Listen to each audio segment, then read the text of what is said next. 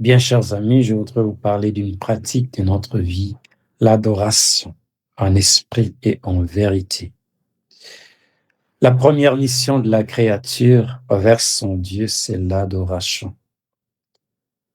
Oui, chers frères et sœurs, l'homme a été créé pour Dieu. Avant de travailler, de construire, de posséder ou même de parler, l'être humain est appelé à adorer son Créateur. Et l'adoration n'est pas seulement une pratique religieuse, mais elle est la vocation première de toute créature.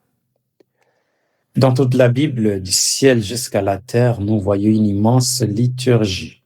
Il y a les anges qui adorent Dieu, il y a les saints qui adorent Dieu, il y a les mages, les rois mages qui se sont prosternés devant Jésus pour l'adorer. Nous voyons l'Église qui continue cette adoration aujourd'hui, spécialement dans le sacrement de l'Eucharistie. Le catéchisme de l'Église enseigne que l'adoration, c'est le premier acte de la vertu de religion. Donc, adorer, c'est reconnaître que Dieu est Dieu. C'est reconnaître sa grandeur. Et c'est reconnaître que nous dépendons entièrement de lui. C'est cela l'adoration. Dire la grandeur de Dieu, confesser sa grandeur, sa transcendance. Premièrement, nous voyons les anges qui adorent Dieu continuellement dans le ciel. La Bible nous révèle que le ciel est rempli d'adoration. Le prophète Isaïe voit les séraphins devant le trône de Dieu qui chantent « Saint, Saint, Saint, le Seigneur, Dieu de l'univers ». Nous le lisons dans Isaïe chapitre 6, verset 3. Et dans l'Apocalypse de 16 Jean, on voit les anges prosternés devant Dieu. Ils se prosternèrent devant le trône, la face contre terre pour adorer Dieu. Nous lisons dans Apocalypse, chapitre 7, verset 11. Les anges sont puissants, ils sont purs, ils sont glorieux, mais leur plus grande joie est d'adorer l'Éternel, d'adorer le Seigneur, le Dieu Sabaoth. Il nous enseigne que la vraie grandeur ne consiste pas à être servi, mais à glorifier le Seigneur. C'est notre mission, notre première mission de créature. L'Église participe déjà à cette liturgie céleste. Quand nous célébrons l'Eucharistie, nous chantons avec les anges. Saint, Saint, Saint, le Seigneur Dieu de l'univers, les saints tous. C'est le chant qui réunit dans une même célébration, dans un même son, l'Église céleste et l'Église qui marche encore sur la terre. La messe n'est pas seulement une assemblée humaine, elle est l'union de la terre et du ciel dans l'adoration de Dieu. Deuxièmement, nous voyons les rois mages qui se mettent en marche, guidés par l'étoile. Ils adorent le Christ.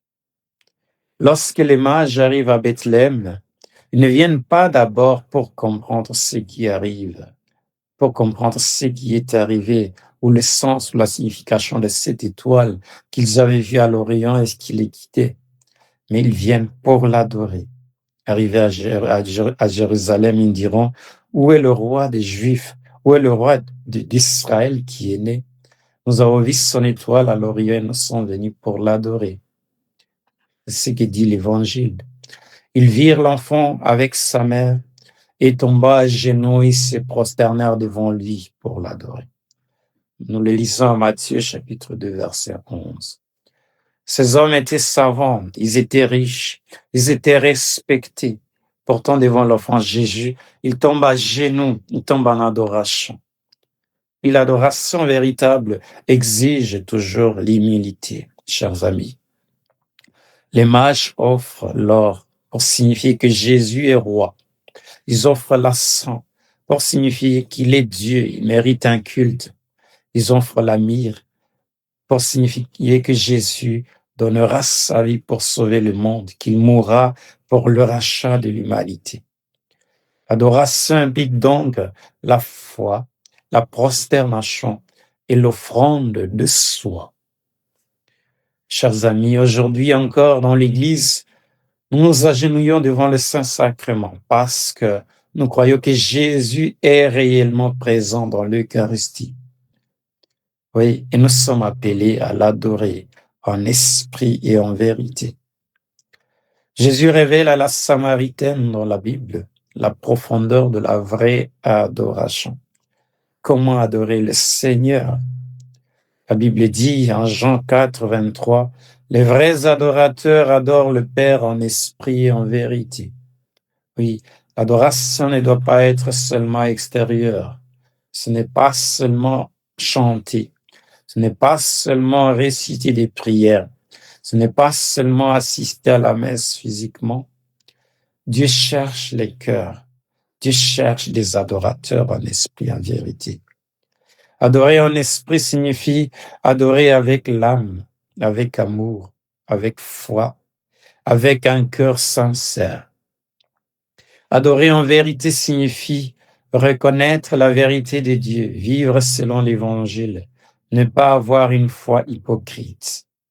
On ne peut pas adorer Dieu le dimanche et vivre loin de lui toute la semaine. Ce ne serait pas une vraie adoration. La vraie adoration transforme la vie. Dans ce face-à-face, dans cette rencontre de l'homme avec Dieu, s'est produit une transformation profonde et radicale. Ouais, l'adoration, c'est une pratique très importante dans notre vie, car c'est un lieu de rencontre avec le Seigneur, dans le sacrement de l'Eucharistie. Et dans l'Église, l'adoration atteint son sommet dans l'Eucharistie, effectivement, dans la célébration de l'Eucharistie. C'est là la plus grande adoration, le plus grand acte d'adoration de toute l'Église. Nous croyons que Jésus est réellement présent dans le sacrement de l'autel, dans le Saint-Sacrement. Corps, sang, âme et divinité. Il est là, présent. Et c'est pourquoi l'Église pratique l'adoration eucharistique, les heures saintes, les processions, les temps de silence devant le tabernacle. Quand nous adorons le Saint-Sacrement, nous ne regardons pas un symbole. Nous sommes devant Jésus lui-même. Il est vivant dans le sacrement de l'autel. Il est réel. Comme Marie de Béthanie assise au pied du Seigneur, l'adorateur apprend à écouter Jésus qui est là présent et vivant, à l'aimer, à se laisser transformer par lui, parce qu'il agit dans le silence. Beaucoup de saints ont trouvé leur force dans l'adoration. Saint Jean-Marie Vianney, Sainte Thérèse de Lisieux, Saint Padre Pio, Sainte Thérèse de Calcutta. Ces saints savaient que on ne peut porter Dieu au monde sans passer du temps avec lui. Il faut apprendre à passer du temps avec Dieu, à passer du temps de la méditation, à passer du temps à l'adorer pour pouvoir se laisser imprégner de sa présence et le communiquer au monde. Oui, chers frères et sœurs, adoration, c'est un acte à pratiquer au quotidien pour être plus proche de Dieu chaque jour, à chaque instant. L'adoration ne se limite pas à l'Église, elle doit devenir un style de vie. Comment vivre l'adoration chaque jour? Premièrement, il faut commencer sa journée avec Dieu. Il faut apprendre à commencer sa journée avec Dieu. Dès le réveil, savoir dire, Seigneur, cette journée est à toi. Je te la confie telle qu'elle sera et je m'abandonne à toi, ta volonté. Le matin peut devenir un acte d'adoration. Deuxièmement, apprendre à prendre le temps de silence. Prendre un temps de silence pendant la journée pour méditer, pour être là dans sa présence. Quelques minutes devant Dieu, lire l'Évangile, méditer, écouter intérieurement sa parole ou sa voix dans notre cœur. Le silence ouvre le cœur de Dieu, chers amis. Il ouvre aussi notre cœur à Dieu. Troisièmement, participer à la célébration de l'Eucharistie, à la messe. La messe, c'est l'acte suprême d'adoration, la célébration eucharistique, car là, comme j'ai dit auparavant, se réunissent l'assemblée du ciel et l'assemblée, disons, des hommes et des femmes sur la terre. Les anges et les hommes adorent Dans une seule liturgie, l'Éternel, il le glorifie. Même lorsque nous sommes fatigués ou distraits, offrir notre présence à Dieu est déjà un acte d'amour. Visiter le Saint-Sacrement, c'est aussi une manière de vivre l'adoration au quotidien. Entrer dans une église, s'agenouiller, rester quelques minutes devant Jésus. Oui, l'adoration peut guérir l'âme, peut guérir le corps, apaise le cœur et renouvelle la foi. Nous devons apprendre, chers frères et sœurs, aussi à adorer par la vie. Saint Paul dit, offrez votre personne dans vos corps et votre vie en sacrifice vivant et saint. Romains 12, 1. Offrir son corps en sacrifice vivant. Nos actes peuvent devenir adoration, pardonner, servir, aimer, rester fidèle, porter sa croix avec foi. Toute vie offerte à Dieu devient louange, devient adoration. L'adoration, c'est la mission première de toute créature. C'est ta mission, c'est ma mission en tant qu'enfant de Dieu. Pourquoi Dieu nous a-t-il créés?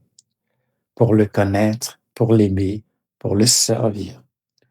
L'homme moderne cherche souvent le succès, l'argent, le pouvoir, les plaisirs.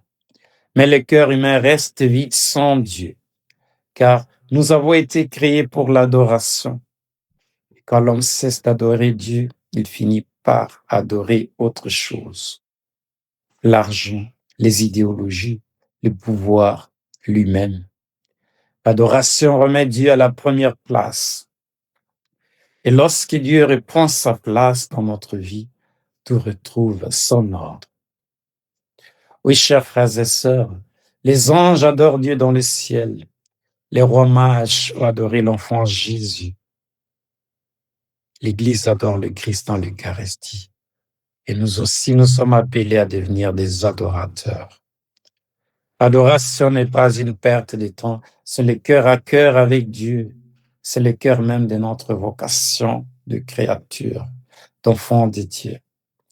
Un jour sur la terre, tout passera, nos biens, nos projets, notre gloire humaine. Mais l'adoration commencée ici-bas continuera éternellement dans le ciel, quand nos âmes se joindront au chant des anges. Demandons au Seigneur la grâce d'être de vrais adorateurs, chers frères et sœurs, en esprit et en vérité, avec humilité et avec amour. Que Dieu vous bénisse.